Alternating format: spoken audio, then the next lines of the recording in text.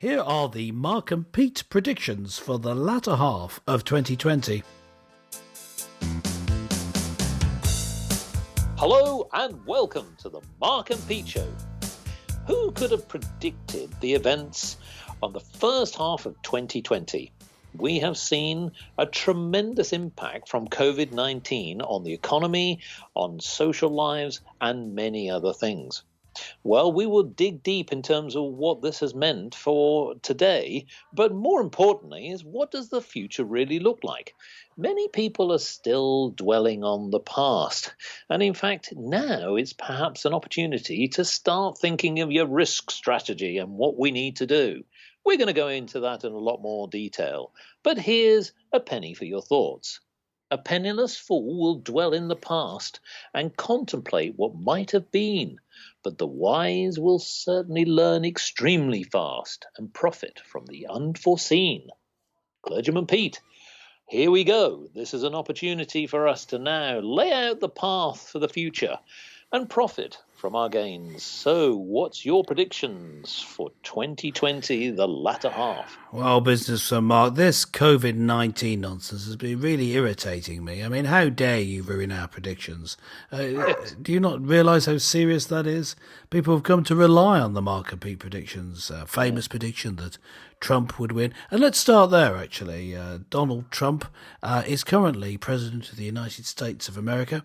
And I have a particular take, which I'll throw back to you in a minute, but I have a particular take on what I think is going to happen in the elections of November this year.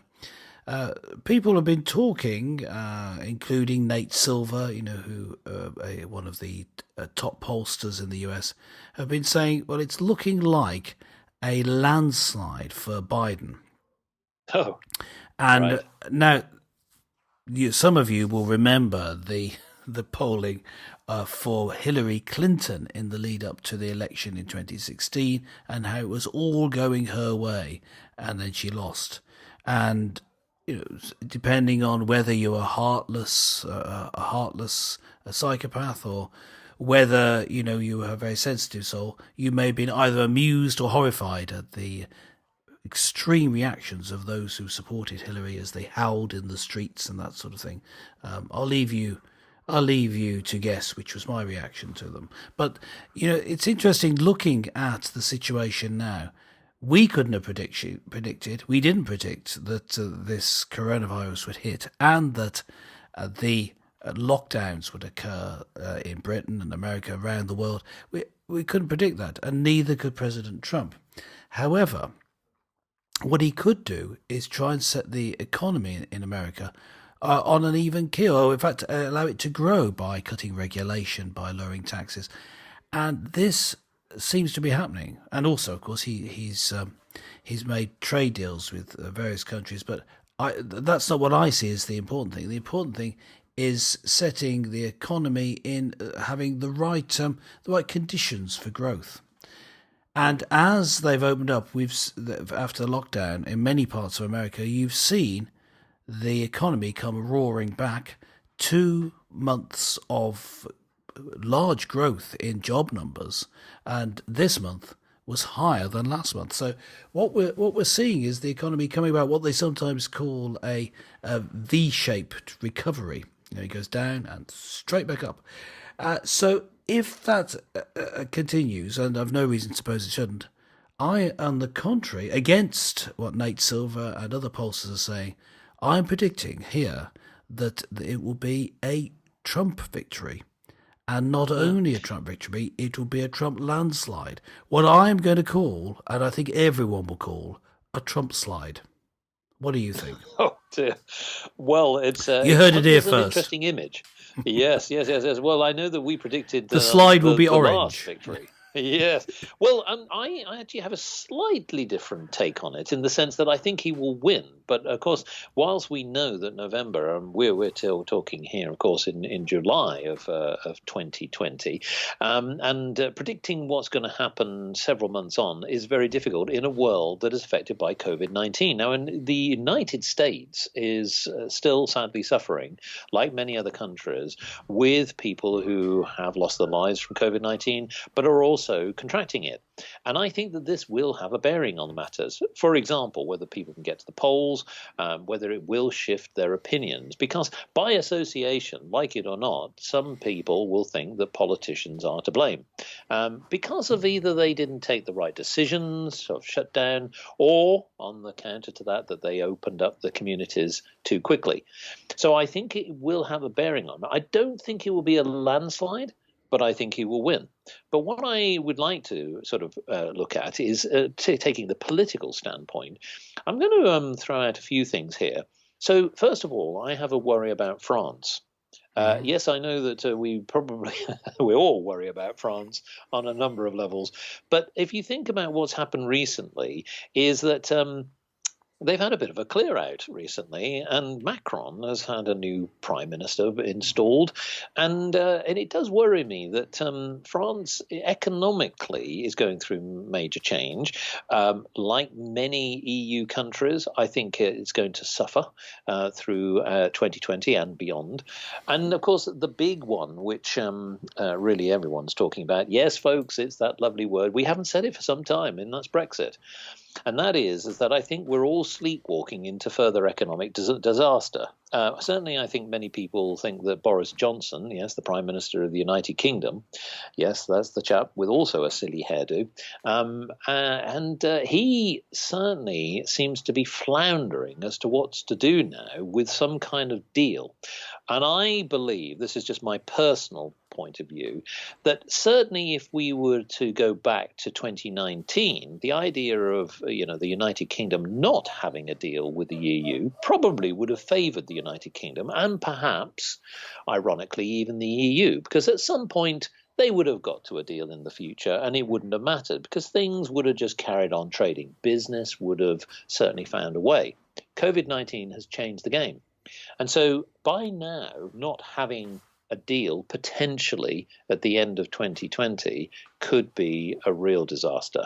Now, we know that many countries have had to borrow money, there's quantitative easing, and I think that we're seeing here, particularly in the United Kingdom, now I'm focusing specifically on this now, many companies are using a furlough scheme. So for our international listeners, this would be like a bailout, effectively a holding strategy to keep businesses and employment going in certain companies.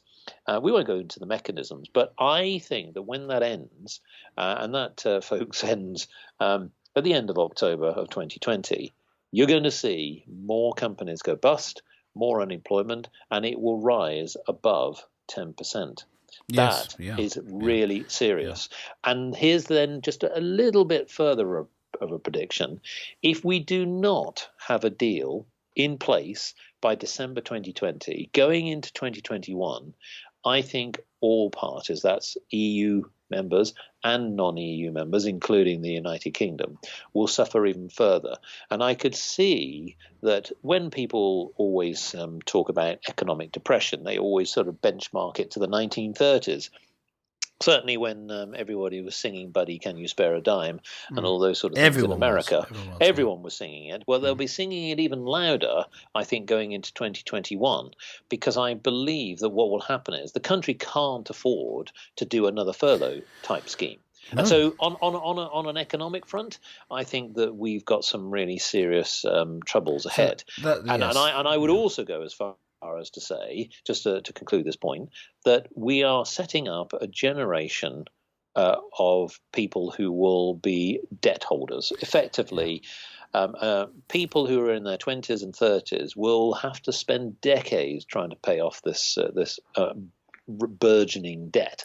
Yes. So that's on a political front. I do worry about France. On the fact that they're French is one worry. Yeah. But more importantly, I think that their economy is worse than perhaps we think, and politically, I think there could be turbulence. Yes. So your prediction for 2020 is the big shock of mass unemployment in October going into November. Which I think particularly in the United Kingdom, but it will ripple then across Europe. Across Europe, yes. America, as I was saying earlier, is in a better position. Obviously, it's going to be hit by this lockdown, but it's in a better position. So it'd be interesting to see the political dynamics again there, say between the EU and the United States.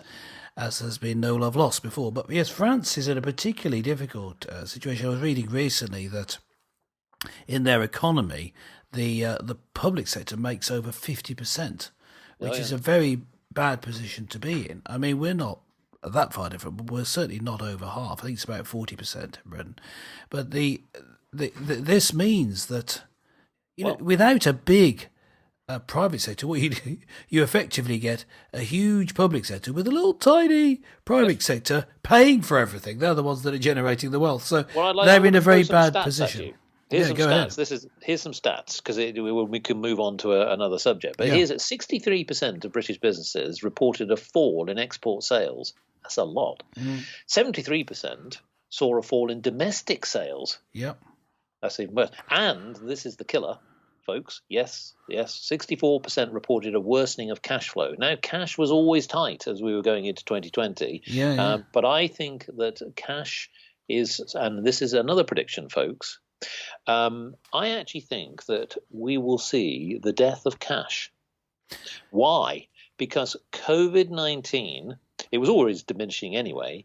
The idea of you being able to touch and interchange goods and materials, as you know, something that we're all very conscious of. We have to wash our hands and so on. And many people have already said, and even the Bank of England and many other banks in Germany and France and many other places have said that the actual use of cash is diminishing dramatically. So I would say not only in 2020 that the use of currency and coins, I mean, I'm going to tell you, Clergyman Pete, that I have not exchanged any goods via cash. It's all been by card. So let me ask you, when was the last time you used cash? Well, I do use cash, yes. Well, so I'm up north, you see. We're a bit behind. No, there has been an... Where £5 will cover everything. There's, yes, I had, yes, it had a large endowment on it. Anyway, there was a joke in there somewhere, but I thought, we're not. Sure this isn't a joke-telling session. Let's just move swiftly on. No, you do use cash. But there is a sort of trend towards using especially contactless cards. Absolutely. So that you don't have to touch. And so I think that is a prediction. The contactless cards and other forms, for example, Apple Pay, are really going to be taking off in the latter half of 2020. We talk about the cold buy economic the shares. The cold economic front of the economy, yes. But now the environment. Yes, another cold front, yes. I predict that, we saw extraordinarily, and particularly for Britain, that with all these people not going about in aeroplanes, trains, automobiles, and many other things that are gas guzzling, the air seemed, much sweeter and more refined and just more, and nature seemed to blossom. But, of course, we're now getting back on track. And okay, people are going out and about in the cars, not to the same extent. And some people are now starting to travel. And, yes, travel agencies are now starting to open up. And you can book your holidays, folks. But here's the thing. We've seen a big heat wave. And, of course, I think that will change. I think by the end of the year, we would have an unprecedented cold wave. Mm-hmm. And this is interesting because it's interesting to have an adverse effect, but in a different way going forward as we start to unlock. And so there's one prediction. I know the environment is a lovely subject for you because you definitely have a difference of opinion with Greta Thunberg, don't you, in terms of what she sees as being the cause of global warming. You know, I'm not fighting against the trend of real scientists, but against climate scientists. Yes, I mean, it's not that they're not scientists. It's just that I think climate science has been co-opted as a political movement. That the actual science does not point to the being anthropic. Is that the word? Man-made, anyway. Yes. Climate change at all, but it does show that the climate is warming. And it was interesting over the first part of this year with the lockdown, there was a lot less of use of fuel and so a lot lower emissions of CO2 during the months we've been in lockdown. And we've seen in the area where I live, which is an industrial area, we've seen the air improve. It's been sunny most of the time. And so, being forced to just stay at home and just go out for a run or a walk, what a terrible life. It's actually been very pleasant because it's been so sunny.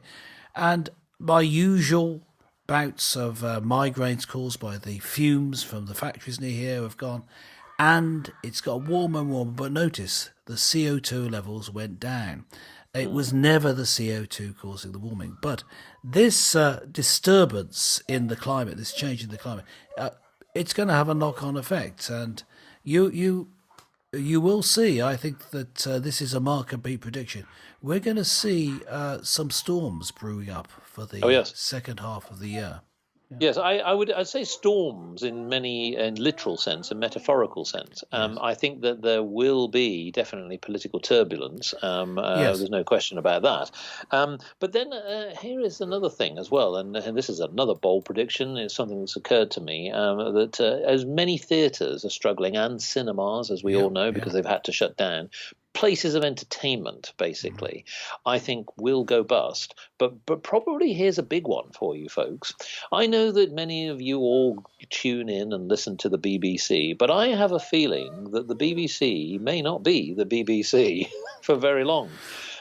Because I think that the country can't afford it. And whilst you need a national broadcast entity, I don't believe that what we will see is a lot of these big institutes surviving, because the method of earnings, particularly the independent channels, have struggled. And we've already seen a clue here. The BritBox folks, if you want to sort of listen to some back issues of things. But that's a combination of independent channels with the BBC. I think there's going to be a scaling back of big media organizations in America as well as in Britain. Yeah, I can see it. I don't know, because of the length that the current charter with the BBC, which has to be renewed every now and then. I don't think it's going to run out this year. I think I'm right in saying so. Therefore, I can't see it actually scaling. It's a scaling down, and it could well be broken up in some way. We've already seen that, because as many people will know, and I'm sure many of our listeners do like to tune into some of the terrestrial channels, but they've already cut back on presenters and they've consolidated programs, and that's extraordinary. And you would never have done that, a year or two ago. What we're seeing, as we can report to you, gentle listener, is that many of you are coming to listen to shows shows such as the Mark and Pete Show. Increasing podcasts. To get your comment. Yes, we're seeing an increase in listenership to our show, and many thanks to you all for joining. But it's a general trend. It's not just us. We're seeing it across the board, and and the move to independent commentators, because people feel, for very good reason, that entities such as the BBC take a one-sided approach, particularly to news commentary, which we do a lot of on this channel, as well as religious and economic commentary. But it's a self-inflicted wound that may well kill the BBC. Well, speaking of self-inflicted, I would like to point out that I think that the Church of England. We're going to switch our subject. I knew you'd bring that up. I was only hoping you wouldn't mention this. Like a bouncing ball, isn't it? Really, in the sense that we will be switching left, right, and centre. But I do believe, and I am worried about this, and I know that you might be, being a member of the clergy. I think that more churches will close, certainly in England. But there will be other churches, I think, throughout the world. COVID-19 has definitely changed our whole outlook on society, and faith is one of them. And so my question here to you, Clergyman Pete, is that I believe, and here's a prediction, there will be less church goers and faith followers. Well, there were two separate points there, which I think you deliberately said it separately. But there were two separate points. Church going is not the same as being a faith follower, and and I think there will be less church goers. I think that's correct. But people had already been voting with their feet not to go to church. And this, as some listeners will know, there's a crossover between this show I do with you, Mark, and some worship and prayerful stuff that I do, also through the virtual vicar channels. You may well know that I've done moved to doing a lot of the Bible teaching and some of the prayer and worship online through this and through another channel. But that, as we broadcast this, the new channel that I'm about to launch hasn't started yet, but we'll report on it when it happens. Yes. So there's been a move by... You're going to be bringing out a new podcast. Yes, it's more. Well, anyway, no, I don't want to say more about it because it's a whole new project. But bringing worship online has been something that's happened throughout the Church of England, and it's been great doing that. It's kept people involved. But one thing that is missing from that is the ability to contribute, both physically by helping and give money. Of course, over time, churches will change such that they expect giving online, but will they make the change quickly enough, or will they lose people? Because of course you can shop around. If you're online, you could go to several churches at once just by a click of a button, if you're going to an online church. So I could see things there being a competition between churches, and I think that that's a good thing. What brings you closer to the Lord is better. Overall, it's a good thing, but of course you may just choose the church whose Bible teaching says the things that you want to hear rather than things you need to hear. But in terms of the traditional Church of England idea of going to church, yes, I could see that going down even more, and to some churches just closing their doors forever. I think many by the end of 2020. The average attendance at a Church of England church was already under 20. So I think, as we've reported on an earlier show, so I think that's happening. And it could well be there were problems. It was about 18 years ago with one diocese about to go bust in the Church of England. It could well be that that could happen again. One whole diocese could go bankrupt. That won't mean it'll disappear, but it's just an illustration of the financial problems that they're going through this period. So that could happen. Yes, that could happen. Let's do what we'll call a quick roundup of other subjects that we haven't covered. I'm going to predict, and I already know, that many organizations, businesses, have already decided that many people will no longer go actually back to a fixed base environment, like an office or something. They will be working from home. So there's an obvious trend that will happen through the latter half of 2020 and onwards. So if you're in real estate, particularly if you're in industrial real estate, you're in trouble, folks. I also think we got to think laterally. We, like many other people, did not predict a pandemic. But I do wonder whether we're going to end up with something like an asteroid hitting us or aliens landing. Yes. And I do think that it's important that we cover all of Yes, and as you know, Mark, we were going to do predictions for football. And apparently, I think it's been officially calculated, hasn't it, that the chances of Liverpool. What was the prediction? The Premier League champions of 2020 will not get relegated in 2021. Yes. But you heard it here, folks. Yes, it's more likely to be visited by aliens. I think that's correct. Yes. No, Liverpool to be visited or played for by aliens. Yes, that's more likely to happen. In fact, it's probably already happening for the way they're playing. It's quite inhuman. But the other things, just to round up, as you were saying, Mark, a few other things. I think that China. I'm not going to say anything dramatic about China and its relation to America and Britain. I'm going to say, well, it's going to be a Cold War rather than an all-out war. So I don't see there being a massive war. Not that I wanted one, but it'd be a nice dramatic thing to say in the podcast. I think there will be a war. I think there will be. Yes, go ahead. There will be a war. That's not exactly a dramatic prediction, is it? There's always war. Race relations, will they get worse? Yes, I think that the Black Lives Matter and other groups, which... there is a genuine sense of grievance, but I think that the funding that we could see, I mean, organisations have to declare if they're public charities, and that's not-for-profits, they have to declare where they get their money from. We can see that monies are coming from the usual suspects, George Soros being one of them, to organisations such as Black Lives Matter, has a lot of funding from him. And so I see it that this will increase the sort of protests, etc., and claims of systemic racism in the US up to, or let's say, November.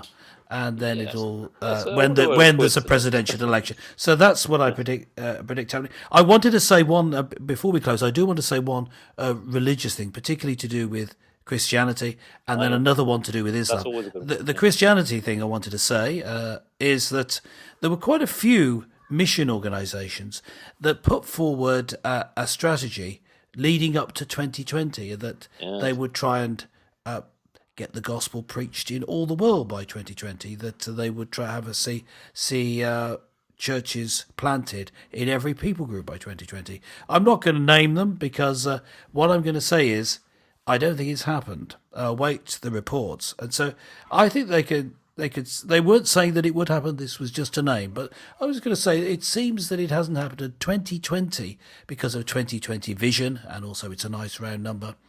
Got a hold of people, and they'll say, we'll do it by then. But why? Why by then? Because it's a nice round number. So I don't think it's that meaningful. I'll just say there will be a recalibration of what mission organisations are aiming for, and maybe they'll take a long-term approach, which is the best approach for Christianity.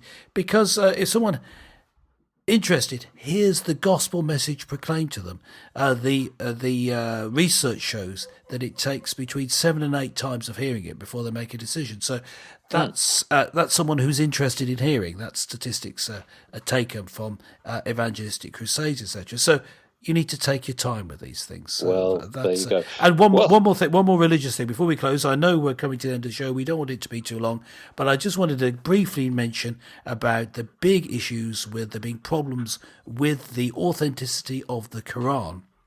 I think is already and will continue to send shockwaves throughout Islam. The big claim over the past few decades by Islam has been, no, Islam is true. We know that because the Quran has been absolutely preserved. It's the one that was dictated from heaven to Muhammad.